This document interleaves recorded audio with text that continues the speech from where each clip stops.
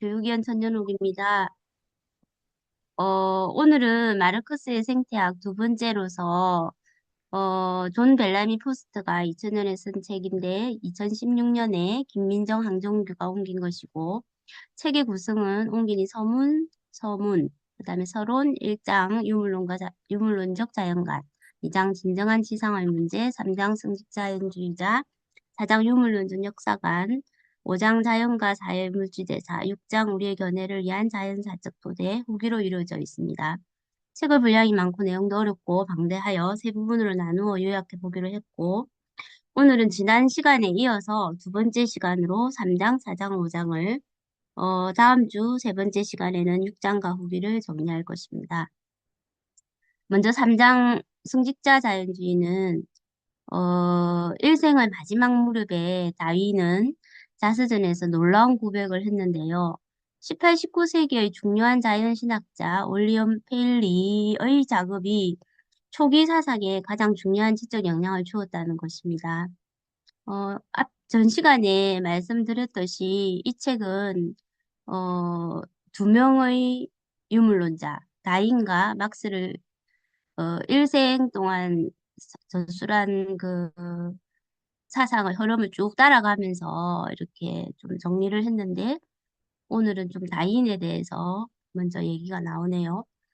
다인은 페일리의 기독교의 전거, 도덕 정치 철학의 원리, 자연신학 혹은 자연의 양상들에서 수집된 조물주의 존재와 속성을 읽고 깊은 매력과 확신을 느꼈다고 해고했습니다. 다윈의 연구는 어느 정도 관념론적, 신학적 세계관의 맛은 의식적 투쟁으로 보아도 무리가 없을 것입니다. 실제로 다윈 학파는 종종 다윈의 지적 혁명을 페일리를 초월하려는 혹은 적어도 페일리를 뒤집으려는 시도로 규정해 왔습니다. 그러니까 다윈은 처음에는 이 자연신학자들한테서 영향을 받았고, 어, 앞에서 나왔듯이 그 조개 기원 이런 것들을 발견을 했음에도 불구하고, 오랫동안, 심지어는 20년 동안 묵혀서 그 발표를 했잖아요. 예. 당시 자연신학의 영역은 자연과 신학의 쟁점들을 뛰어넘어 확장되었고, 국가와 경제라는 더 폭넓은 도덕 세계 역시 포괄했다라는 점이 강조되어야 하고요. 따라서 신교 성직자이자 초기 고성경제학자, 오타네요. 중 한 명이 토머스 멜스스는 성직자 자연주의 전통의 일부였습니다. 1834년 멜서스의 우리가 보통 멜더스라고 하는데 이 책은 전부 멜서스라고 해놨더라고요. 그래서 일단 이 책에 따라서 멜서스로 다 표기를 제가 아마 앞부분에는 멜더스라고 아마 썼을 거예요. 근데 책을 읽다가 보니까 어느 날 이게 멜더스가 아니고 멜서스로 표기된 것을 발견을 해서 다 바꿨는데 멜더스라는 것이 너무 익숙해져서 멜서스라고 하니까 좀 어색하긴 하네요.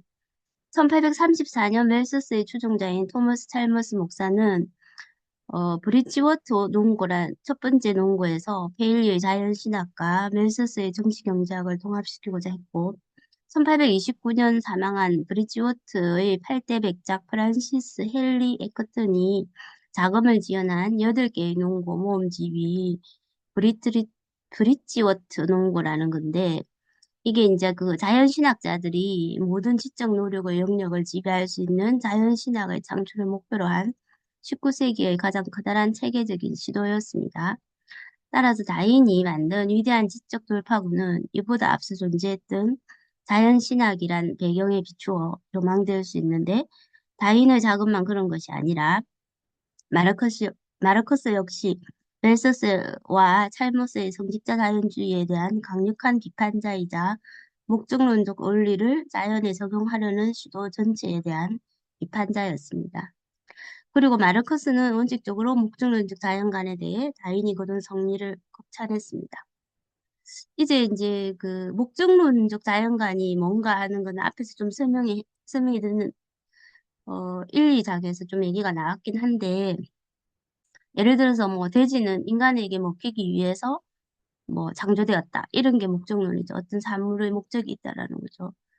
자연신학은 계몽주의와 보다 구체적으로는 17, 18세기의 과학혁명이 낡은 스콜라 철학의 세계관을 성경과 고대 아리스토텔레스 철학의 뿌리를 둔 목적론과 더불어 타파했다고 해서 계몽주의가 명백히 반종교적이거나 혹은 유물론적이라고 단언할 수가 없는데, 그와 동시에 일반적인 계몽주의 전망 안에 종교를 재정립하려는 시도가 강력하게 일어났고, 이것은 자연과학, 종교, 국가, 경제 등의 분야를 단일한 목적론 안에 다시 연결시킴으로써 주류적인 소유와 권력 체제를 강화하는 효과를 가져왔습니다. 그러니까 계몽주의라고 해서 다 반종교적이거나 유물론적인 게 아니라 계몽주의와 이 목적론이라는 것이 결합하면서 나타난 사조가 바로 자연신학이라는 거죠. 자연신학은 16세기 말과 17세기경 자연 연구를 통해 신의 존재를 확증하고자 한 신학자들에 의해 처음 발전했는데, 17, 18, 19세기에 목적론적 주장에 어존한 자연신학 논문들이 수백 편이나 쏟아져 나왔습니다. 우리가 잘 아는 뭐 보일을 법칙할 때 보일, 자연적 사물들의 목적인에 관한 논고, 그러니까 보일 같은 사람도 자연신학자였고, 존 레이, 창조 작업 속에서 나타난 신의 지혜. 이 레이라는 사람은 어떤 말을 했냐면요. 탁상시계가 시계 설계자의 존재를 증명해 주는 것과 마찬가지로 자연 또한 지고한 자연 설계자의 존재를 증명해 준다. 그러니까 탁상시계라는 게 존재하려면 시계 설계자가 있어야 되는 것처럼 자연이라는 것이 존재함으로 해서 자연 설계자, 즉 신이 존재한다라는 것을 증명해 준다고 주장을 하고요. 보일과 존 레이는 런던 왕립협회를 이제 성립하고 뉴턴도 이 왕립협회에 가입을 합니다. 그러니까 우리가 아는 뉴턴도 이런 자연신학자 중에 한 명이었다. 헤일리는 자연신학, 사람들은 자연신학이라는 책을 통해서 사람들은 누구나 해중시계처럼 아주 솜씨 좋게 발명된 물건이 혹시 만든 사람도 없이 생겨났을 거라고 보지 않을 것이다.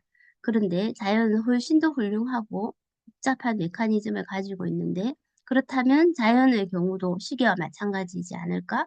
그래서 설계로를 설명하기 위해서 가장 좋은 사례로서 알을 품은 어미새 이면에 존재하는 본능적 행동을 엄청나게 길게 다루면서 아담 스미스의 보이지 않는 손, 아담 스미스가 주장하는 보이지 않는 손은 이제 시장인데 이것을 빌어와서 그러니까 이 신의 뜻, 이것이 보이지 않는 손이라는 거죠. 그래서 결국 그의 손은 시장이 아니라 신의 손이었고, 페일 분석에는 시간의 하살에 관한 이해가 없고, 바로 이러한 이유 때문에 다인의 종의 기원이 결국 신을 시계공에 비유하는 페일리의 우주관을 해배시킨 것입니다. 그래서 이제 여기서 얘기하는 것은 자연 그 당시의 주류적인 흐름이었던 자연신학과의 그 투쟁을 통해서 이제 그 유물론적인 그 자연관, 종의기원, 진화론 이런 것들을 만들어냈다라는 그 자연신학과 정치경제학이라는 파트에 들어가면요. 페일리가 도덕 정치 철학의 원리라는 책을 1785년에 썼는데 거기에서 발전시킨 19세기 공리주의와 자연신학의 혼합물은 심지어 부자연스럽고 자의적인 경우에서조차 현존 소유 관계들을 옹호했다라는 거예요. 재산권은 하늘이 점지해 준 것으로 보아야 하기 때문에 음, 현존 소유 관계들을 옹호했다라는 거. 토마스 벨스스, 우리가 아는 인구론이라는 것은 처음에는 이렇게 저자가 누군지 모르는 익명의 책으로 발표가 됐는데, 이게 1766년에서 1834년이라고 표현된 건 뭐냐면, 이 인구론이 엄청나게 뭐 1판, 2판, 3판, 4판, 5판, 6판, 7판, 그러니까 한 9편까지가 이렇게 나왔더라고요. 근데 이 인구론이 처음 나왔을 때 제목이 뭐였냐면 1766년도에 처음 출판되었을 때 제목이 사회의 미래 개선에 영향을 끼치는 인구 원리에 관한 소고, 고도인 씨와 M. 콘드루스 및 여타 저자들의 숙고에 대한 논평. 1789년에 익명으로 출판됐네요. 인구는 만약 통제되지 않는다면 기하급수적 비율로 증가하는 반면에 식량 공급은 당장 단지 산술급수적 비율로 증가한다. 인구 성장은 식량 증가를 결코 오랫동안 초과할 수 없으므로 인간과 생활 수단 사이의 평형을 유지하기 위해서는 인구 성장에 대한 일정한 자연적 억제가 필요하다고 보았다. 멜서스는 시골 목사부로 몇 년을 지난 후에 1805년에 동인도 회사가 설립한 헬리브리 대학의 교수로 임명이 되는데 영국 최초의 정치경제학 교수가 되었다고 합니다. 죽을 때까지 그 자리를 지켰고요. 정치경제학 원리 1820년에 또 유명한데 멜서스의 인구론은 정치경제학 저작이지만 성직자 자연주의의 어떤 산물이기도 합니다. 인구론 제1판, 인구론 제2판, 토마스 찰머스의 브릿지워터 원고가 204쪽에서 233쪽까지 장황하게 설명이 되어 있는데요. 이것을 중심으로 발제를 하다 보면 오늘 이것만 얘기하고 끝날 것 같아서 이건 일단 생략을 했습니다. 왜냐하면 제가 오늘 해야 될 게 3장, 4장, 5장인데 5장이 제일 중요한 것 같아서 3장과 4장은 조금 짧게 요약을 했습니다. 그래서 뭐 4장으로 넘어가겠습니다. 4장 유물론적 역사관. 마르크스는 자연신학이 정치경제학에 침입하는 것에 맞선 불굴의 비판자였는데 자연신학은 섭리와 협소하고 목사다운 도덕성에 관한 견해에 불과했다. 무엇보다 이 침입을 대변하는 인물이 바로 멜서스였고 멜서스에 대한 비판, 따라서 그의 저작이 상징적으로 보여주고 있는 토지와 인구관계의 파악 전체에 관한 비판은 1844년 마르크스가 사망하는 1883년까지 마르크스의 정치경제학의 중심 주제들 중 하나였습니다. 사회에 대한 사실상 독자적인 접근법인 역사유물론의 등장은 부분적으로 이러한 렌즈를 통해서 바라볼 수 있는데 토지와 관련된 멜서스 비판과 산업과 관련된 피에르 조세 프루동 비판은 포이에르바의 간조적 유물론과의 단절과 더불어 마르크스의 유물론적 역사관과 유물론적 자연관 모두의 발전을 규정하는 계기가 되었습니다. 멜서스 비판과 역사 유물론의 기원. 멜서스주의에 대한 마르크스주의의 비판이 처음 등장한 것은 1844년 독불영보에 게재된 엥겔스의 정치경제학 비판 개요에서였는데요. 엥겔스가 보기에 멜서스의 인구론의 본질은 종교적 자연관이었고 멜서스주의 이론은 종교적 교리의 경제적 표현이었다라고 엥겔스는 말합니다. 루즈와 사회는 인구를 토지로부터 계속해서 추방해왔고 그로 인해 생산의 자연적 측면과 인간적 측면 모두를 보다 철저히 착취하는 길을 마련했다. 이렇게 인류와 자연을 착취하는 체제를 옹호하고 어떠한 개선의 가능성도 부정하려는 목적에서 웰스주의 인구 이론이 등장했다.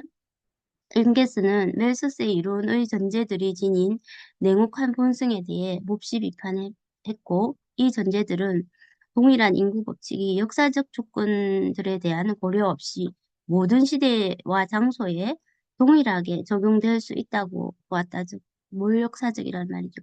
사실상 단 한 사람만 존재하고 있을 조차 지구는 이미 과잉인구 상태였다는 주장이었다. 이러한 사고방식의 함의는 다음과 같다. 빈민 자체가 이미 잉여이기 때문에 그들을 가능한 한 기아 상태에 빠지도록 만들어야 하고 그리고 그들이 도움을 받을 수 없으면 절대 최대치로 번식을 낮추는 것 말고는 그들 계급 전체를 위한 다른 구원책이 없음을 납득시켜야 한다. 이것을 제외하고 그들을 위해서 아무것도 해서는 안 된다. 이게 멜서스의 주장이라는 거죠. 엥게스는 지구의 오직 3분의 1만이 경작되고 있으며 이 3분의 1만 경작에도 생산성을 6배 증가시킬 수 있는 시대에 지구는 인간을 부양할 능력을 가지고 있지 않다고 말하는 미친 견해는 반드시 거부되어야 한다고 강조했습니다. 또한 멜서스의 학설은 부르주아 경제학이 때때로 자연, 심지어 유물론을 강조하더라도 본질적으로는 기독교적이라는 사실을 강조했습니다.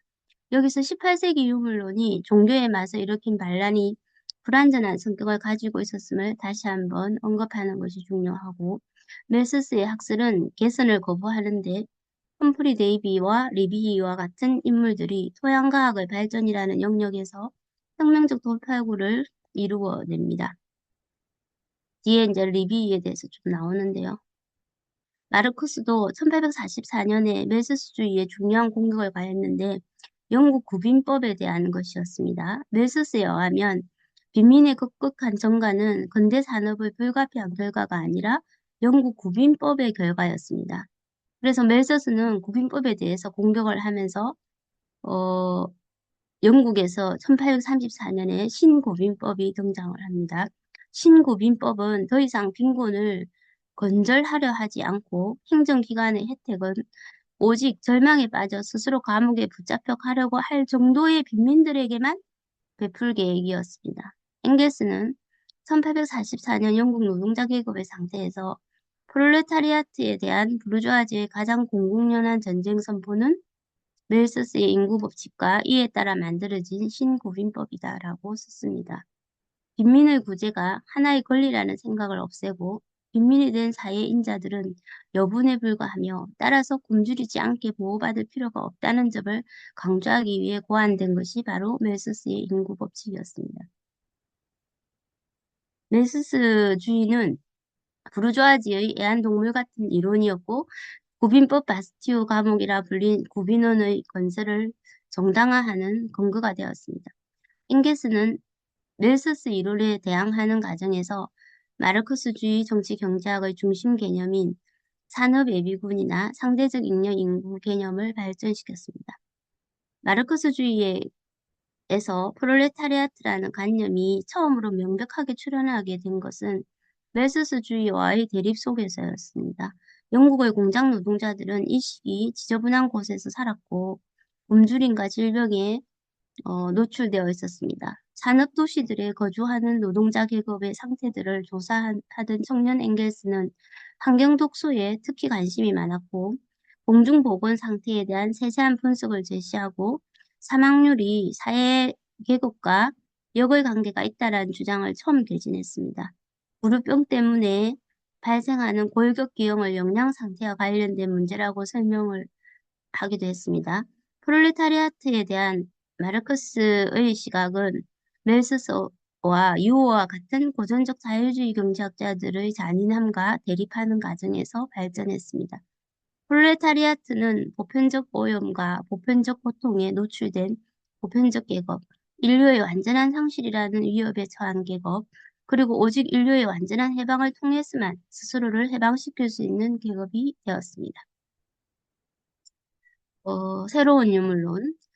포이에르바의 추상적 유물론은 자연의 절대 이념의 소외된 존재, 이른바 이념의 태아로 보는 해결 체계에 대한 반박으로서 커다란 중요성을 지니고 있었으나 정적이고 몰역사적인 파악이었습니다. 그의 인간주의에는 변혁적 실천이라는 개념이 결여되어 있었고 아래 문헌을 통해 포이에르바와 단절을 합니다. 포이에르바보다는 훨씬 실천적이었지만 간조적 유물론에 머물렀던 에피쿠로스도 비판을 합니다. 마르크스는 포이에르바에 관한 태제에서 마르크스와 엥겔스는 독일 이데올로기에서 포이에르바의 순수한 간조적 유물론, 자연주의, 인간주의와 단절을 했으며 이것을 실천적 유물론, 자연주의, 인간주의적 유물론적 역사관으로 대체합니다. 따라서 물질 세계는 인간 실존의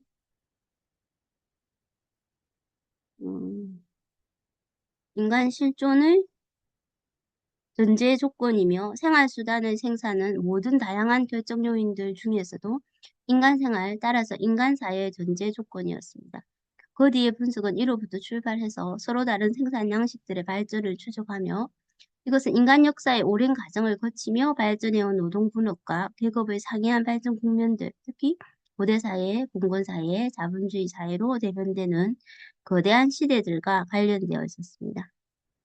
포이에르바의 유물론이 지닌 결점은 그것이 활동, 실천, 역사와 분리되어 있다라는 점이고 포이에르바가 유물론자인 한에서 그는 역사를 다루지 않고 그가 역사를 다루는 한에서는 유물론자가 아니다. 그에게서 유물론과 역사는 완전히 분리되어 있다라고 했습니다. 마르크스의 새로운 실천적 유물론이 가져온 결과 중 하나는 자연의 존재론적 선사성을 부정하지 않으면서도 유물론적 사유의 초점을 자연에서 역사로 이동시켰다는 점이고 유물론적 자연관과 유물론적 역사관을 통합시켰다는 것입니다. 그다음에 역사지질학과 역사지리학 이런 개념이 나오는데요. 부르주아 체제의 경쟁 체제가 지닌 본성을 알기 위해서는 두 가지를 이해하는 것이 필요했는데 우선 이러한 경쟁은 도시와 농촌 사이의 분업이 상당한 수준의 발전 단계에 이르렀음을 의미한다는 점이고 그리고 경쟁자들이 세계 시장을 통해 움직이기 때문에 우호적인 지리학적, 지질학적, 수문학적 조건들로부터 이점을 얻을 수 있어야 한다는 점입니다. 따라서 마르크스와 엥겔스는 독일 이데올로기에서 유물론적 역사관을 제시하면서 지질학과 지리학의 근본 조건들이 생산 조건들의 일부이며 이것 없이는 산업도 그리고 사실상 식물의 생장과 같은 살아있는 자연도 존재할 수 없다고 주장했습니다. 마르크스는 경제학 철학 수고에서 지금 창조론은 지구학, 다시 말해 지구의 형성과 지구의 발전을 하나의 과정으로 자기 발생으로 제시하는 과학에게 강력한 한 방을 맞았다. 자연 발생은 창조론에 대한 유일한 실천적 논박이다. 창조론은 이제 신이 세계를 창조했다라는 것이고 자연 발생은 어, 지구 지구학에서 이제 그 생물이 무생물로부터 발생했다라는 이론이죠. 자연 발생은. 예. 독일 이데올로기에서 지구상에서 생명의 기원이라는 문제에 접근하는 데 있어서는 유물론적 존재론이 매우 중요하다는 점을 강조했으며 마르크스는 역사지질학 이상으로 역사지리학의 발전으로부터도 큰 영향을 받았는데 인간의 지구 지배라는 문제를 제기하기 위해 마시는 리트의 역사적 통찰들을 이용했고 리트를 거꾸로 세웠다. 리트의 학생인 마르크스에게도 비슷한 과정이 일어났는데 우리가 살펴보았듯이 그는 독일 이데올로기에서 인류가 등장하기 이전부터 존재해왔던 지구는 이제 찾아보기 어렵게 되었다는 사실을 지적했다. 이게 무슨 얘기냐면 인류가 그러니까 생명이 없는 상태의 지구가 이제 어느 순간 자연 발생을 통해서 생명을 만들었는데 그 생명이 존재하지 않았던 상태의 지구, 이거는 이제는 없다라는 거예요. 왜냐하면 생명으로 인해서 생명을 활동으로 인해서 지구가 너무 많이 변했기 때문에 무엇보다 이러한 인간의 자연 변형이 지닌 본성, 때때로 이로 인해 일어나는 파멸적 결과들을 점차 마르크스의 사상의 중요한 고려 대상으로 등장하게 됩니다. 진정한 자유주의자들에 대한 비판. 상당히 널리 퍼져 있었으나 1848년 혁명과 함께 사라진 지적 흐름인 1840년대 중반에 등장한 진정한 자유주의자들의 저작에서 발견되는 자연과 인류에 대한 모욕사적이고 신비화된 견해들을 용납할 수가 없었습니다. 이들은 진정한 인류와 진정한 자연을 재확립한다라는 생각에 입각하여 사회주의 이념을 형성하고 한 독일 문필가 집단이었는데 칼 그린이라든가 루돌프 마테이 같은 사람이 대표자입니다.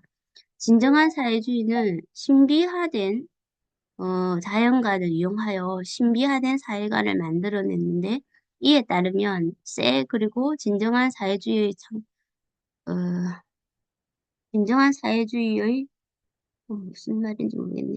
단지 창출은 단지 욕망의 문제이지 그것이 의존하고 있는 생존 조건들의 결과가 아니다. 이렇게 진정한 사회주의는 에 대응하는 와중에 마르크스와 엥겔스는 극히 명료한 언어를 써서 유물론적 자연관과 유물론적 역사관 사이의 관계를 제시합니다. 진정한 사회주의는 자연적 존재로서의 인류와 사회적 존재로서의 인류를 구분하는 데 실패했기에 그리고 노동이 바로 인간으로 하여금 자연을 변형하게 해주고 이를 통해 인간의 사회적 관계들을 변형하게 해주는 것이며 인간의 역사적 가족의 본질이라는 점을 이해하는 데 실패했기에 인류를 단지 모든 부록, 모든 볕단, 모든 돌멩이와 동등한 것으로 환원했습니다. 마르크스와 엥겔스가 보았을 때 진정한 사회주의의 감성적 유신론적 자연주의에 대응하려면 인간의 자연과의 투쟁을 인간 역사의 일부로 인정하는 것이 필요했습니다. 진정한 사회주의자들은 인류와 동물을 가르는 사회적 구분점들을 제거했을 뿐 아니라 자연으로부터 소외를 발생시키는 진정한 인간적 토대를 이해하는 데 실패했습니다. 지금 이제 쭉 얘기하는 거는 막스가 유물론적 자연관과 유물론적 역사관을 확립해가는 과정에서 진행해온 사상 투쟁의 흐름들을 쭉 정리를 하고 있는 것 같아요. 그 다음에 프루동의 기계적 프로메테우스주의에 대한 이야기인데요. 마르크스와 앵겔스는 신성가족에서 프로동의 소유란 무엇인가를 계속 극찬하며 다음과 같이 말했습니다. 프로동의 초기 저작인 소유란 무엇인가는 되게 사적 소유를 부정하는 훌륭한 책이었습니다. 프로동은 정치경제학의 토대인 사적 소유에 대해 비판적 탐구, 최초로 이뤄낸 단호하고 무자비한 동시에 과학적인 탐구를 했다. 이것은 그가 만들어낸 거대한 과학적 진전이며 정치경제학을 혁명화하고 정치경제학을 처음으로 진정한 과학으로 만들어준 진전이다. 이렇게 표현을 했는데 그렇지만 딱 2년 만에 이게 이제 어, 이 신성가족이 1845년에 이제 나왔는데 소유란 무엇인가는 1842년에 나왔고요. 그래서 1845년에 그 프로동의 소유란 무엇인가를 극찬을 했는데 2년 후에 어, 프로동이 경제적 모순들의 체제 혹은 빈곤의 철학이라는 책을 1846년에 출판을 하고요. 이거에 대해 철학의 빈곤으로 1847년에 비판을 하게 되죠. 그래서 딱 2년 만에 프로동에 대한 입장이 확 바뀌는데 프로동이 황당한 얘기를 했기 때문이죠.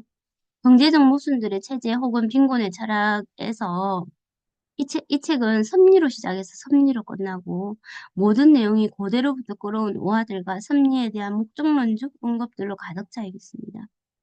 가치 개념에서 시작하여 노동분업, 이것도 못하네. 기계입니다. 기계.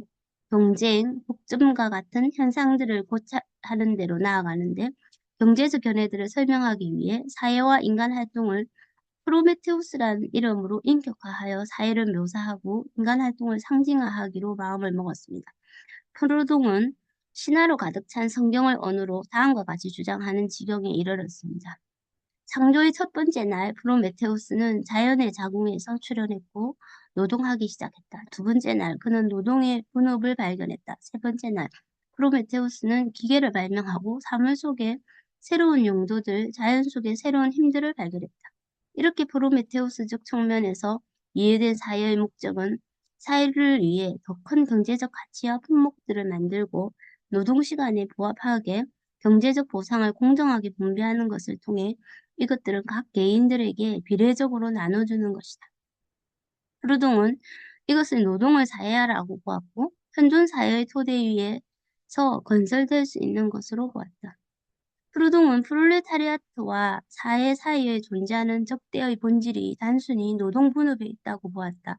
그래서 노동 분업은 조화로운 발전을 방해하는 것으로 나타났다. 그렇다면 책임성, 개성, 예컨대 노동자의 전문성을 유지한 채 하나의 복잡하고 조화로운 전체 안으로 극단적 분업과 엄청난 다양성을 통일시키는 종합은 보여주는 것이 문제였다. 이에 대한 해답이 바로 기계였다. 기계는 프루동의 기계론적 프로메테우스주의의 구현이자 진보와 승리의 열쇠라는 것이었습니다. 현존하는 경제 형태들의 사회화 속에서 조화를 발견하고자 하는 프루동의 경향은 시대 분석에서 마찬가지로 발견되었는데요. 여기서 그는 뒤죽박죽인 어, 리카도, 이거 오타입니다. 리타도, 아니고 리카도. 리카도의 시대론 논의에 의거하여 현재 발전 지점에서 다음의 내용이 필연적이게 되었다고 주장합니다. 인간이 자연과 보다 긴밀히 묶이는 것이 필연적이게 되었는데 이제 지대는 이러한 새로운 계약의 가격이 되었다. 그렇다면 본질상 그리고 운명에 의해 지대는 분배 정의의 도구이다. 라고 브루동이 주장합니다. 지대는 토지 소유로 해서 생기는 근데 이런 식으로 변했잖아. 마르크스에 있어서 후기 프로동의 주장한 이러한 견해들은 싹트고 있는 사회주의 운동에 대한 직접적인 이론적 도전이었습니다. 따라서 이에 대한 전면적인 비판이 불가피했고 철학의 빈곤에서 프로동의 빈곤의 철학 전체와 논쟁을 했습니다. 마르크스는 다음과 같이 주장을 했습니다. 인류는 자신들만의 영역에서 배우이자 작가라는 점과 이러한 점에서 역사는 세속적이라는 점을 인식함으로써 사회적 관계들의 역사적 발생을 설명해야 하는데 프루동은 그러지 않고 불변의 법칙들, 영원한 원리들과 같은 무라된 관념들을 호소했습니다. 이 관념에는 자신이 만들어낸 비례 법칙, 프로메테우스를 강화하는 역사적 망각의 형태, 였습니다. 프로동의 기계에 대한 물신적 조건은 기계에 물화된 프로메테우스적 성격을 부여하고 그것의 역사적 기원과 조건을 간과하며 오직 잘못된 기계론적 신학을 생산할 뿐입니다. 이것은 부르주아 산업 이데올로기 중 최악의 부류에서 나타나는 특징입니다. 프루동의 부르주아 사회주의는 부르주아적 생산을 그것을 본질적 성격을 바꾸지 않은 채 보다 사회적으로 만들려는 것이고 프루동의 입장은 자본주의 사회에서 발생한 문제들에 대한 부적절한 해결책입니다. 혁명적 전략은 이렇게 노동 시간에 따라 생산과 분배가 이루어지는 체제와 단절하고 진정한 인간의 필요에 따라 생산 및 분배 관계가 결정되는 것을 요구하기 때문입니다. 고타 강령 비판에서 설명했듯이 각자는 자신의 노동에 따라라는 원리는 각자는 자신의 능력에 따라 각자에게는 자신의 필요에 따라라는 원리로 대체되어야 합니다. 그러므로 필요한 것은 가치 법칙의 일반화가 아니라 그것과의 단호한 단절이 되어야 합니다. 공산당 선언의 견해를 보면은요. 공산당 선언은 이른바 프루동의 기계론적 프로메테우스주의를 노골적으로 지지한다고 하여 종종 비판을 받았습니다. 일찍이 마르크스가 이 점을 들어 프루동을 비판했음에도 불구하고 프루동의 기계론적 프로메테우스주의가 마르크스와 엥겔스 자신의 것처럼 간주되었습니다. 이러한 비판은 종종 마르크스와 엥겔스가 공산당 선언 전반부에 쓴 부르주아 창가에 담긴 진술들을 향하고 있는데 그러나 이것은 자본주의가 발생시켰고 결국 그것을 몰락으로 이끌 사회적 모순들을 고찰하기 위한 단순한 도입부라는 것을 의식해야 합니다. 마르크스와 엥겔스는 거대한 생산 및 교환 수단들을 갖게 된 자본주의가 자신이 주문으로 불러낸 지하세계의 힘을 더 이상 통제하지 못하게 된 마술사와 같다라는 관찰로 공산당 선언 일부의 전반부에 있는 부르주아 창가를 마무리합니다. 오타가 너무 많네요. 죄송해요. 여기에서 부르주아가 자신이 주문으로 불러낸 지하세계의 힘을 라는 것은 결국 프롤레타리아트를 얘기하는 거죠. 마르크스와 엥겔스에게는 생태 문제를 부르주아 사회의 지평과 프롤레타리아트 운동의 당면 목표 모두를 뛰어넘는 문제로 보는 경향이 있었는데 사실 이것은 정확히 말하자면 그들이 자연으로부터 인간의 소외를 극복하는 데 있어서 도시와 농촌 사이의 모순 해소가 핵심이라고 매우 크게 강조했기 때문에 가능했습니다. 그들은 공상적 사회주의자들이 빠진 함정, 즉 현실 운동을 완전히 뛰어넘는 미래 사회의 청사진을 제안하는 것을 조심스럽게 피했습니다. 그럼에도 불구하고 그들은 프리에나 다른 공상적 사회주의자들처럼 운동이 자연의 소외를 다뤄야 하며 지속 가능한 사회를 만들기 위한 시도를 해야 한다고 강조했습니다. 이러한 의미에서 그들의 분석은 자신들의 유물론적 역사관에 의존했을 뿐 아니라 그 기저에는 자신들의 유물론적 자연관에도 의존했습니다. 이것은 마침내 마르크스의 성숙한 생태학적 전망, 자연과 사회 사이의 물질 대사적 상호작용 이론을 위한 무대를 준비했습니다. 5장, 이제 5장인데 벌써 44분이네요. 5장, 자연과 사회의 물질 대사. 마르크스의 유물론적 자연관이 유물론적 역사관과 완전히 통합을 이룬 것은 바로 자본론 속에서였습니다. 여기에서 마르크스는 노동 과정을 인간과 자연 사이의 과정, 인간이 자신의 활동을 통해서 자기 자신과 자연 사이의 이러한 물질 대사를 매개하고 규제하며 통제하는 과정으로 규정하기 위해 물질 대사라는 개념을 사용했습니다. 그런데 자본주의 생산 관계 및 도시와 농촌의 적대적 분업의 결과로 물질 대사에 회복할 수 없는 균열이 발생했고, 그러므로 연합한 생산자들의 사회 안에서 자연과 인간 사이의 물질 대사를 합리적 방식으로 규제할 필요성이 제기되며, 이것은 부르주아 사회의 능력을 완전히 뛰어넘는 것입니다.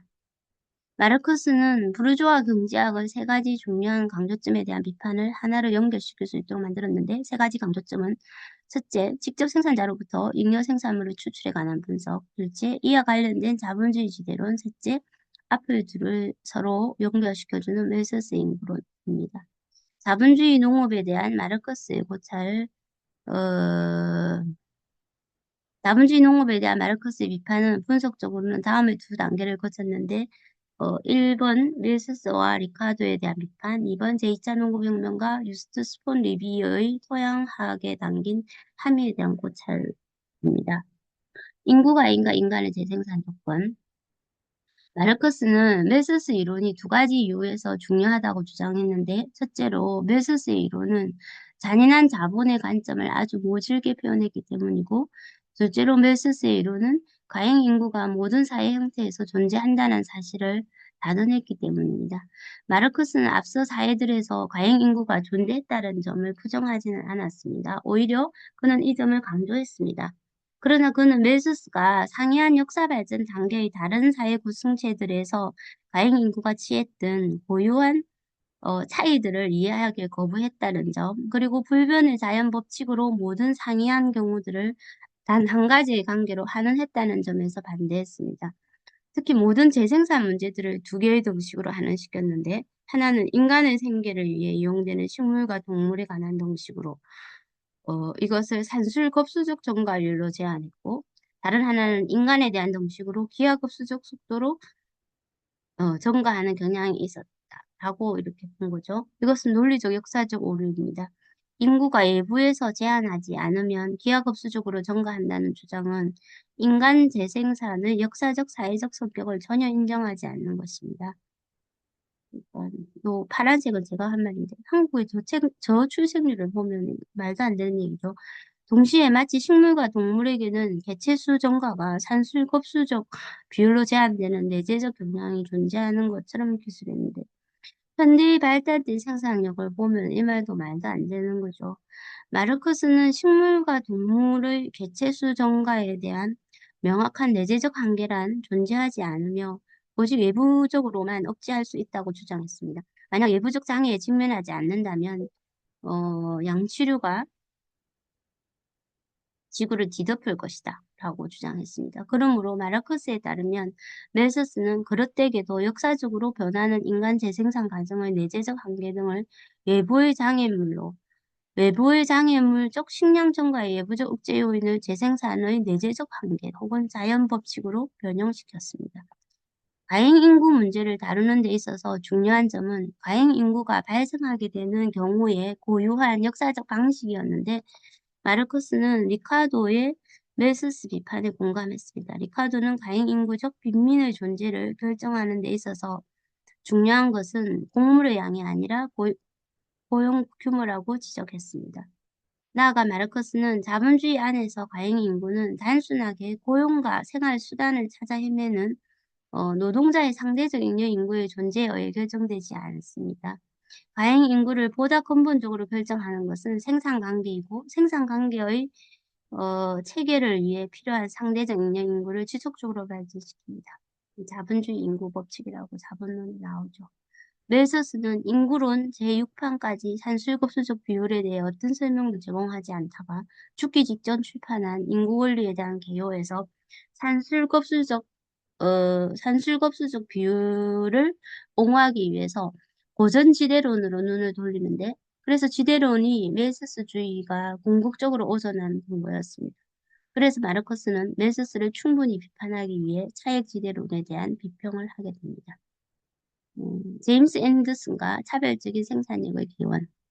제임스 앤더슨이라는 사람이 고전적 차이지대론의 창시자이고 스코틀랜드의 정치경제학자인데, 곡물법의 본성에 대한 탐구에서 고전지대론의 핵심 이론적 명제를 모두 발전시켰으며 이후 저작들에서 이를 계속해서 확장시켜 나갔습니다. 그는 보다 나은 비옥한 토지를 사용한 것에 대한 요금이 지대라고 주장했습니다. 채열등지를 경작하면 생산비에 해당하는 소득만을 발생시킬 뿐이다. 이렇게 했는데요. 어, 이게 이제 제임스 앤더슨은 지대 이꼬르 차액지대라고 본 거죠. 근데 우리가 자본론에서 배웠듯이 지대는 차액지대만 있는 게 아니라 절대지대라는 것도 있고 아무리 체결등지라 하더라도 토지 소유의 대가로서 지대는 존재하는 거죠. 네. 사육지대의 존재를 절대적 비옥도라는 조건, 벨서스와 리카르도의 주장이 아니라 주로 토양 비옥도의 역사적 변화, 토양의 절대적 생산성 변화로 설명했습니다. 영국에서 현재의 곡물 부족을 낳은 상황에 대한 냉철한 탐구에서 도시와 농촌 사이의 분업 심화가 자연 비료 공급원, 인간과 동물의 배설물의 상실을 초래했다고 주장했고, 전반적으로 멜서스의 인구론, 현재 식량 가격이 높은 원인에 대한 탐구에 대한 내용 비판하기 위해 쓰인 책입니다. 농업을 재창조해서 멜서스 비판을 합니다. 마르크스는 잉여가치론에서 앤더슨의 비옥도의 차이가 단지 자연의 산물이 아니라 지주의 차액지대는 부분적으로 농업가가 인위적 노력을 통해 토지에 불어넣은 비옥도의 결과물로 본 것이고, 토양 비옥도 문제를 역사한 것을 핵심적 기호로 보았습니다. 토양 비옥도의 전반적 쇠퇴가 발생하는 이유는 리카르도의 이론에서처럼 한계 토지의 경작으로 인해 토양의 전체 생산성이 감소하기 때문이 아니라 토지 소유자와 자본주의 차지 농업가 사이의 계급 갈등 때문에 토양 개량을 위한 투자가 이루어지지 않는다거나 도시와 농촌의 분업 심화 때문에 걸음을 재활용할 수 없게 되어 토양이 사실상 황폐해졌다든가 하는 요인들 때문이었습니다. 정치경제학과 농학을 결합시킨 앤더슨은 18세기 말에 대단히 성경지명이 있는 사유체계를 발전시켰습니다. 약 40년 후에 토양화학에서 일어난 과학혁명의 결과로 부상하게 되는 토양 비옥도와 토양화학 사이의 상호관계에 대한 관심을 미리 내다보는 것이었고, 앤더슨은 마르크스가 자본주의 시대 문제를 역사하고 토양의 조건을 보다 완벽하게 이해하는 데 도움을 주었습니다.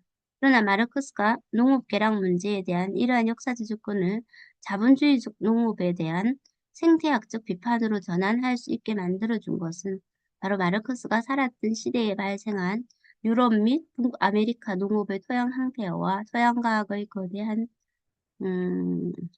진전이었습니다. 리비라는 사람이 나옵니다. 리비어와 마르크스, 제2차 농업혁명. 유스투스 폰 리비는 독일의 농화학자로 비료의 아버지로 불리는 사람인데요. 제2차 농업혁명에 기여합니다. 농업과 생리학에 응용한 유기화학이라는 책을 썼고요. 이제 우리가 여기서 제2차 농업혁명이라고 하는데, 그럼 제1차 농업혁명은 언제냐 하면 수세기에 걸쳐 발생한 점진적 과정으로서 울타리치기 및 시장의 중요성 증가와 연결되어 있고 기술적 변화에는 거름주기 방식의 개선, 작물을 돌려짓기, 배수설비, 가축관리 등이 있습니다. 이거는 자본주의의 기원, 본원적 축적기에 해당하는 시기고요. 제2차 농업혁명은 1830년대에서 1880년대에 걸쳐 발생하는 비료산업이 성장하고 특히 리비어의 연구와 관련된 토양화학의 발전을 특징으로 합니다. 이는 이제 공격적인 산업자본주의, 경쟁적 산업자본주의라고 보는 게 더 정확할 것 같습니다. 3차 농업혁명은 20세기 들어와 발전하는데 농장에서 동물의 견인력이 기계, 트랙터 이런 게 이제 도입되는 거죠. 기계의 견인력으로 대체되고 대규모 비육시설, 이제 가축, 닭공장, 돼지, 농장, 이런 거죠. 동물을 몰아넣고 식물의 조작, 그 다음에 비료와 농약이라는 화학 투입물을 보다 집약적인 활용이 결합됐다. 이거는 독점 자본주의의 등장과 함께 진행되었다고 합니다. 마르크스는 토양 생산성에 대한 멜스스주의 과정을 논박하는 리비이를 연구하였는데, 마르크스의 분석 속에서 리비의 관점 변화를 긴밀하게 반영해 이러한 낙관적 평가는 1860년대에 들어서 자본주의 농업 안에서의 생태학적, 어, 대화를 다루는 훨씬 더 세련된 이해로 대체되었습니다. 리비와 토양 대화를 보면은요, 19세기 동안 토양 비옥도의 감소는 유럽과 북아메리카 전체에 걸쳐서 자본주의 사회의 중요한 환경 문제였고, 도시 오염을 점거, 모든 대륙을 산림 훼손, 과잉 인구에 대한 멜서스주의자들의 공포 등에 대한 우려와 견줄만한 것이었습니다. 1820년에서 30년대에 영국에서 이었고, 유럽과 북미의 발전 중인 다른 자본주의 경제국들에서 토양 고갈에 대한 우려가 널리 퍼졌고, 이것은 실제로 공황 상태를 야기했습니다. 이와 함께 비료 수요가 놀라울 정도로 증가했습니다. 고아노 수입하는 것 쭉 나오고요. 리비의 농업과 생리학, 영양화, 유기화학에서 식물의 성장에서 질소, 인, 칼륨과 같은 토양 영양분이 하는 역할에 대한 최초의 믿을 만한 설명을 제공했고, 제이비 로스는 부유한 영국 지주이자 농학자인데 1842년에 인산력을 용이할 수 있는 방법을 발명함으로써 최초의 농업용 비료를 개발합니다. 1843년 자신이 만든 과인산염을 생산하기 위한 공장을 세웠고요. 1846년 곡물법 폐지 이후 리비의 유기화학은 로스의 새로운 합성 비료와 함께 영국의 거대 농업이익 집단에게 더 많은 곡물 산출 협동 문제에 대한 해법을 제공하는 것으로 비춰졌습니다. 그럼에도 불구하고 신기술은 영국 밖으로 더디게 전파되었고 토양의 단 하나의 영양분을 살포하면 처음에는 곱들인 결과물을 얻을 수 있지만 그 후에는 결과물이 급격하게 감소하였습니다. 전체적인 토양 비옥도는 항상 가장 덜 풍부한 영양분으로 제약을 받기 때문입니다. 이게 리비의 최소량의 법칙이라고 합니다. 그러므로 리비의 발견은 처음에는 단지 자본주의 농업에 대한 위기감을 강화시켰을 뿐입니다. 농업가들에게 토양 강물의 고갈과 비료의 부족을 더욱 깨닫게 만들었습니다. 더욱이 토양화학에서 이루어낸 이러한 돌파구들을 유리하게 이용하는 자본의 능력은 체제에 내재된 노동 분업의 발전, 특히 도시와 농촌 사이의 증가하는 족대로 제약을 받았습니다. 자본론을 기술하던 1860년대적 마르크스는 당대에 일어난 다음의 두 가지 역사적 발전으로 자본주의 농업의 지속 불가능한 본성에 대해 확신을 합니다. 이 토양의 자연적 비옥도 감소와 관련해 유럽과 북아메리카 농업에서 위기의식이 널리 펴져 있었고 1850년대 후반부터 1860년대 리비의 연구 자체가 자본주의 발전에 대한 강력한 생태학적 비판 쪽으로 이동을 합니다. 구아노라는 게 있는데 이거는 죽은 해조류, 배설물, 폐사된 물고기, 알, 껍질 등이 장기간 퇴적된 것인데 구아노 제국주의라는 게 있는데 이것도 무슨 얘기냐면 질소와 인성분이 매우 높은 구아노를 구하기 위해서 미국과 영국이 섬들에 대해서 제국적 병합을 실행을 해서 미국 자본가들이 1856년부터 1903년까지 지구상의 94개 섬과 바위 암초를 차지하고 이게 이제 미국의 의회에서 구아노 도서법이라는 걸 만들어서 그렇게 했다라는 거죠. 그중 66개는 미국 국무부가 미국의 부속 도서로 공식 인정을 하고요. 지금도 공식 인정을 했고, 지금도 9개의 섬은 미국 소유로 남아있다고 합니다. 그러나 필요한 만큼의 질과 양을 담보하는 천연 비료를 제공하지는 못했습니다. 페리라는 사람이 있는데요. 국내와 해외의 노예 무역, 영국의 모든 정치 경제학자들이 다음의 사실을 간과했다는 점은 기이한 일이다. 인간은 단지 지구와의 관계에서 차용자일 뿐이며 인간이 빚을 갚지 못한다면 지구는 다른 채권자들과 마찬가지의 어, 행동에 돌입할 것이라는, 즉 인간을 점유지로부터 추방할 것이라는 사실입니다. 사회과학의 원리들에서 웨어링이라는 사람은 캐리가 사회과학의 원리들에서 웨어링이라는 학자를 인용하면서 나라의 모든 에너지가 상인의 권력을 정대하는 데 이용됐기 때문에 인민들이 모든 곳에서 지구의 자본급을 약탈하는 데 고용되었다고 보는 것은 하등 놀랄 일이 아니다 라고 주장을 합니다. 웨어링은 농촌에서 도시로의 일방적인 이동, 그 다음에 식량과 섬유의 장거리 선박 운송을 통해 발생하는 토양 영양분의 상실에 대한 대략적인 전국 추정치를 제공을 하면서 우리의 지구를 도살하고 낭비한 결과 해마다 우리 생명을 고유한 본질을 상실하고 있다. 경제의 질문은 매년 얼마나 많이 생산했느냐가 아니라 매년 우리가 연간 생산 중 얼마나 많은 부분이 토양으로 되돌아가느냐가 되어야 한다. 고 주장했습니다. 웨어링과 캐리의 관점은 리비에게 심대한 충격을 주었고 어떤 물질이 영구적으로 제거된 땅은 생산력을 정진시키거나 심지어 지속시킬 수 없다고 기술했습니다. 토지의 강탈에 기초한 농업 체계는 모두 빈곤으로 이어진다. 농업의 강탈 체계와 상반되는 합리적 농업은 복원의 원리에 기초한다. 토양의 토양 비옥도의 조건을 회복시켜 줌으로써 농업가는 토양의 지속성을 보장받는다라고 주장했습니다. 만약 조금의 손실도 없이 도시 거주민의 모든 대소변을 모을 수 있고 이것을 각 농업가에게 그들이 애초 도시에 공급했던 생산물에 포함된 목만큼 다시 돌려줄 수가 있다면 토양의 생산성은 세월이 흘러도 거의 손상되지 않은 채 유지될 수 있으며 모든 비옥한 땅에 현존하는 강물 요소들로도 증가하는 인구의 욕구를 충족시킬 만큼 충분한 것이다. 그러니까 인간을 포함한 동물의 배설물을 토양에 돌려주면 화학 비료를 사용하지 않고도 토지의 비옥도를 회복시켜 줄 수 있다. 이런 이야기입니다. 물질 대사 균열에 관한 마르크스의 이론.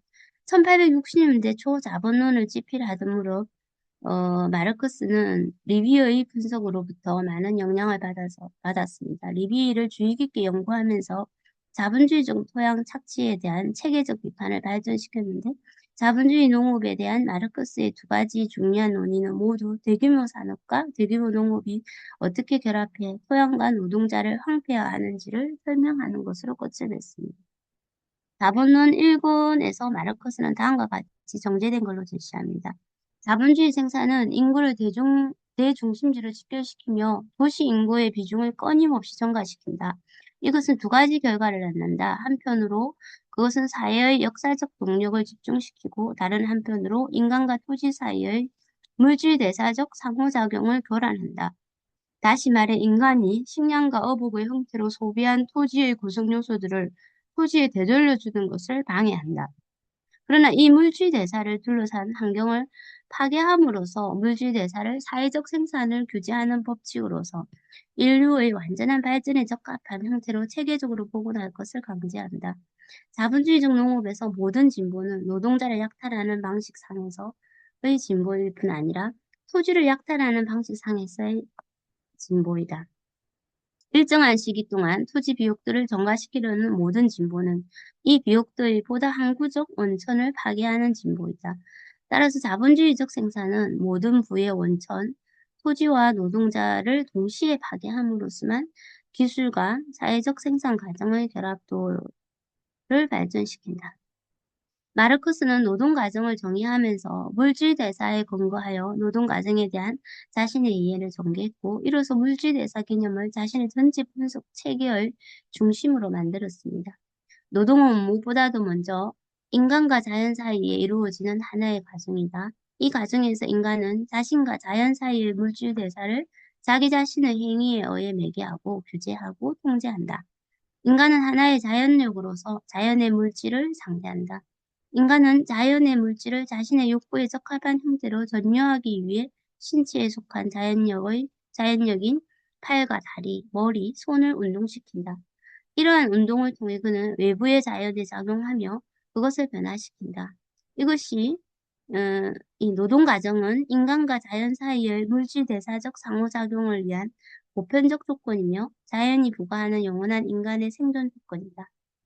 마르크스는 경제학 수고에서 현실의 노동은 인간의 욕구 충족을 위한 자연의 전유이며 인간과 자연 사이의 물질 대사를 매개하는 활동이라고 기술했습니다. 마르크스는 성숙기 저작의 전반에 걸쳐서 다양한 맥락으로 물질 대사 개념을 사용했는데 두 가지를 지적하기 위해 이 개념을 전개했는데 우선 인간 노동을 통해 자연과 사회 사이에서 일어나는 실제 물질 대사적 상호작용을 지적하기 위해서였고 다음으로는 보다 넓은 의미로 자본주의 안에서 소외된 형태로 등장해 끊임없이 재생산되고 있는 복잡하고 역동적인 상호전적인 욕구들 및 관계들의 집합과 이로부터 제기되는 인간 자유의 문제를 다루기 위해서였습니다. 이렇듯 물질 대사 개념은 고요한 생태학적 의미와 보다 넓은 사회적 의미를 모두 지니고 있었습니다. 1840년대부터 오늘날까지 물질 대사 개념은 유기체와 환경 사이의 상호작용에 대한 시스템 이론, 접근에서 핵심 범주로 활용해 왔습니다. 리비, 메이어, 존 틴들, 쉬반, 유진 오듬과 주요 시스템 생태학자들, 슈미트, 몰레셔트, 피셔, 코알스키 이런 학자들에 대한 언급들이 쭉 나오고요. 엥겔스는 반두링론에서 물질 대사 또는 물질의 유기적 교환이 가장 일반적이고 특징적인 생명 현상이라는 사실이 생리학적 학자들과 학적 생리학자들을 통해 지난 30년 동안 무수하게 이야기되어 왔다라고 얘기하면서 자연변정법에서 생명은 단백질체의 존재 양식이다. 생명의 본질적 요소는 그것 외부의 자연 환경과 맺는 지속적인 물질 대사적 상호교환 속에 존재한다. 생명은 이러한 물질 대사의 중단과 함께 죽음을 맞이하고 이로써 단백질의 분해가 일어난다. 라고 어, 적었습니다. 지속 가능성에 대한 마르크스의 분석을 들어가면은요.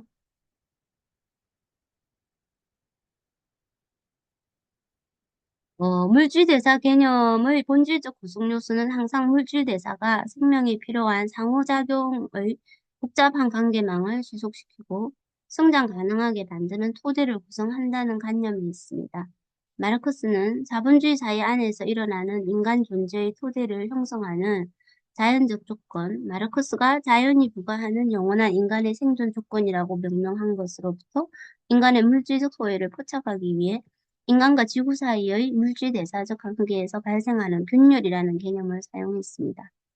대규모 자본주의 사회가 인간과 토양 사이의 물질 대사의 균열을 야기한다고 주장하는 것은 지속 가능성이라는 자연이 부과한 조건들을 위반했다고 주장하는 것과 마찬가지입니다. 리비의 앞의 주장, 마르크스 마르크스의 자본론 상건, 엥겔스의 주택 문제에서 도시 오염 및 근대 오수처리 체계의 불합리성을 지적을 했고요. 도시와 농촌 사이의 적대적 분업과 관련하여 발생한 물질 대사적 균열 등등을 지적합니다. 그다음에 식민지들에 대한 토양의 강탈을 또 비판을 했고요. 자본주의 농업과 자연이 부과한 인간과 토양 사이의 관계들에서 발생하는 물질 대사적 균열에 관한 마르크스의 관점은 생태학적 지속 가능성이라는 보다 폭넓은 개념으로 나아가게 했습니다. 그는 이 개념이 자본주의 사회에서는 실질적으로 별로 큰 적대성을 갖지 않지만 연합한 생산자들의 사회에서는 가장 중요한 개념이라고 생각했습니다. 음, 마르크스는 연속된 인간 세대들을 위해 지구를 보존해야 할 필요성을 강조했습니다. 이것은 바로 지속 가능한 발전이란 현대적 개념의 핵심을 포착한 것이었는데, 브룬트란트 위원회의 유명한 정의에 따르면 지속 가능한 발전은 미래 세대가 그들의 필요를 충족시킬 능력을 저해하지 않으면서 현재 세대의 필요를 충족시키는 발전입니다. 마르크스는 토지를 영원한 공동체의 소유로 의식적이고 합리적으로 다루는 것은 연속된 인간 세대들의 존재와 재생산을 위해 양도될 수 없는 조건이라고 설명했습니다. 그러니까 사적 소유를 철폐해야 된다라는 거죠. 자본론의 한 탁월한 문장에서 다음과 같이 기술했습니다. 그 고차원적인 사회경제 체제의 관점에서 본다면 지구를 특정 개인이 사적으로 소유하는 것은 어떤 사람을 다른 사람이 사적으로 소유하는 것과 마찬가지로 불합리하게 보일 것이다. 심지어 사회 전체나 국가, 모든 사회를 합쳐서 생각한다고 해도 이들은 단지 점유자이지 수혜자일 뿐 소유자일 수 없다. 그리고 훌륭한 가장들이 그렇듯 후손들에게 좀 더 나은 상태로 물려줘야 한다.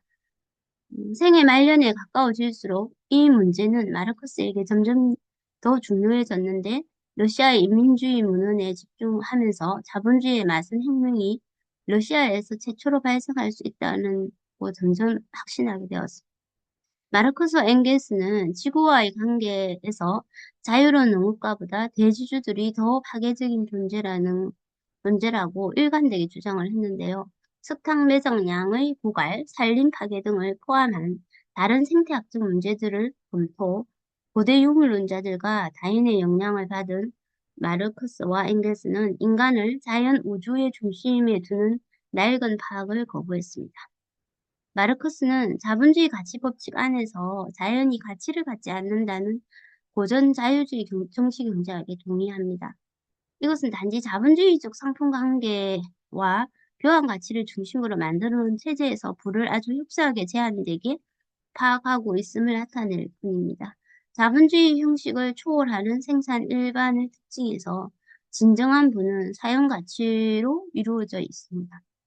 사용 가치의 생산에 이바지했던 자연은 노동과 마찬가지로 부의 원천입니다. 고타 강령 비판, 그다음 자본론 이런 데서 얘기하죠. 물질적 자연과 노동의 변형적 역할에 대한 파악을 하고요. 이거 보면서 생각난 게 우리가 가사노동이 가치가 없다라고 얘기를 하면 이제 페미니스트들이 뭐라 하잖아요.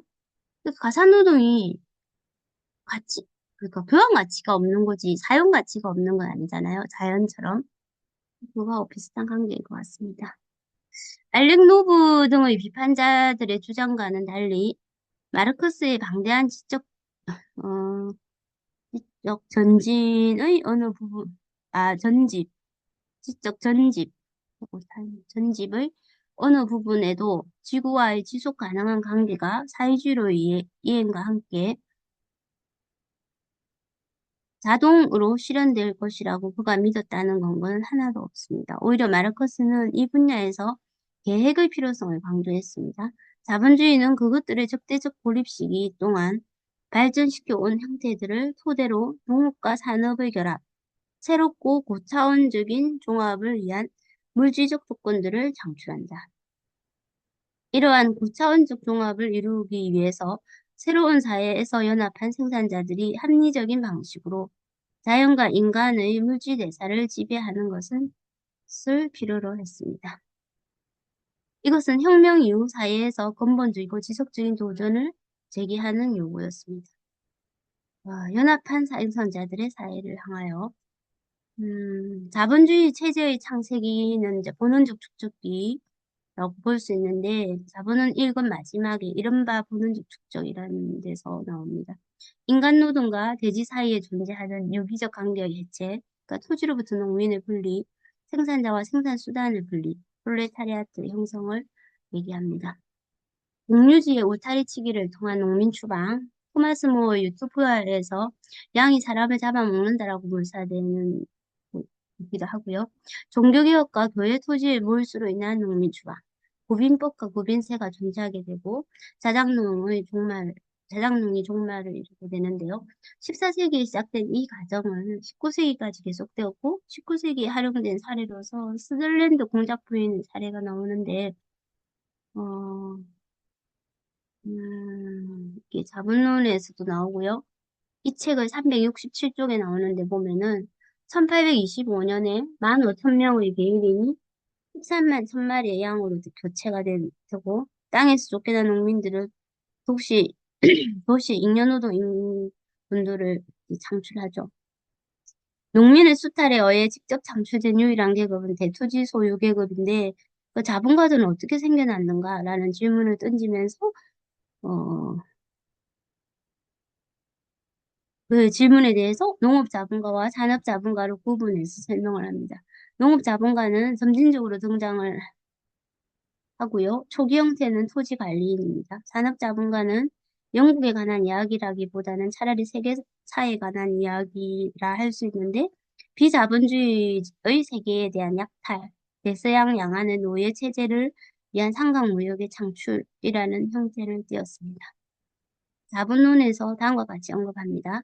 아메리카에서의 금과 은을 발견, 광산에서의 아메리카 원주민들의 박멸과 노예화와 매장, 인도에 대한 정복과 약탈의 시작, 아프리카를 상업적 혹은 사냥터로 전락시킨 것 등은 모두 자본주의적 생산 시대의 새벽을 특징짓는 것들이다. 이러한 목가적인 행위들이 보는족 축적의 주요 계기가 되었다. 아메리카에 있는 원주민들을 박멸을 하고 그게서 이제 사람이 없으니까 아프리카에서 흑인들을 사냥을 해서 노예노동을 시킨 거예요. 본원적 축적은 자본의 전사이자 전제 조건이다. 이것이 대변하는 탈바꿈 과정은 이전 사회를 자본주의 전유 체제로 인도했다. 이것은 소외된 그러나 형식적으로는 자유로운 노동에 대한 착취에 의존합니다. 그리고 이로부터 자본주의 축적의 모든 역사적인 경향, 자본주의 발전의 내재적 법칙들이 생겨납니다. 사회는 양극화되어 더욱더 많은 부가 더 한층 소수의 손에 집중되는 반면에 인구의 압도적 다수는 실업 상태의 산업 예비군을 지속적 재생산으로 지위가 계속 하락해 음, 상대적 빈곤 및 퇴보 상태에 놓이게 됩니다.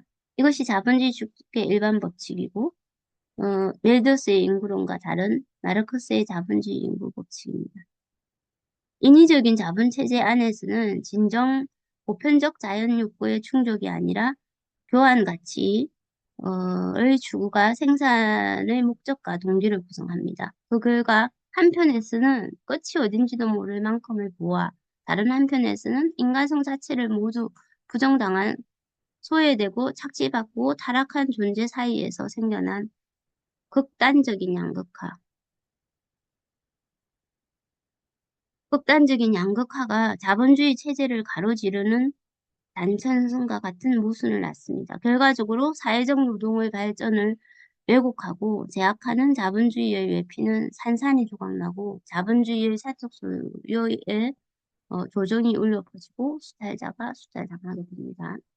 마르크스 자본론 중 근대 식민 이론에 대하여 보면 에드워드 웨이크필드의 식민 이론을 강조하는데 웨이크필드는 식민지 산업을 위해 값싼 프롤레타리아트 노동력을 유지할 수 있는 유일한 방법은 인위적으로 집가를 올리는 방법을 모색하는 것이라고 주장합니다. 마르크스 정치경제학 비판 요강에서 너무 많은 입이 달린 소지를 청소하고 돼지의 자식들을 그들을 길러낸 가슴에서 떼어내며 따라서 본선상 생존의 직접적인 원천으로 나타나는 소지에 대한 노동을 순전히 사회적 관계에 의존하는 매개적 생존 원천으로 변형한다. 그러므로 자본주의의 변형, 임금노동의 폐지, 연합한 생산자들의 사회 창출을 위해서 지구로부터 인간의 소외를 폐지하는 것이 필요하다. 농업과 산업의 통합을 통한 도시와 농촌의 사이의 적대적 관계의 극복, 인구의 분산, 인간과 지구 사이의 물질대자 관계의 회복을 해야 된다라는 것이고요. 마르크스의 공산주의적 전망과 생태학적 지속 가능성 사이의 밀접한 관련성은 19세기 영국의 예술가이자 공예사, 설계사이면서 시인인 사회주의 활동가 윌리엄 모리스의 소설 이 사람이 이제 소설가인데 윌리엄 모리스가 유토피아 개념에서 분명히 나타냅니다. 마르크스를 읽고 또 읽었던 모리스는 유토피아에서 온 소식이라는 소설에서 어떤 사회를 묘사했는데 농업과 산업의 통합을 통한 도시와 농촌 사이의 절대적 관계가 극복되고 인구가 분산되고 인간과 지구 사이의 물질대사 관계가 회복되고 노동 자체는 인간의 창조성에 대한 요구와 사회적 욕구의 수행 이 둘 모두에 봉사한 그런 사회를 묘사를 했습니다. 마르크스는 자본주의에 맞선 혁명은 고유한 노동 착취 관계들을 끝장내야 할 뿐 아니라 현대과학과 산업의 수단들을 사용하여 인류와 자연 사이의 물질 대사적 관계를 합리적으로 규제하는 것을 통해 자본주의의 궁극적 토대이자 전제 조건인 지구로부터 소외를 극복할 것을 요구한다고 분석합니다. 이러한 맥락에서만 비로소 마르크스가 빈번히 요구하는 임금노동의 철폐가 온전한 의미를 갖습니다. 네, 오늘 여기까지입니다.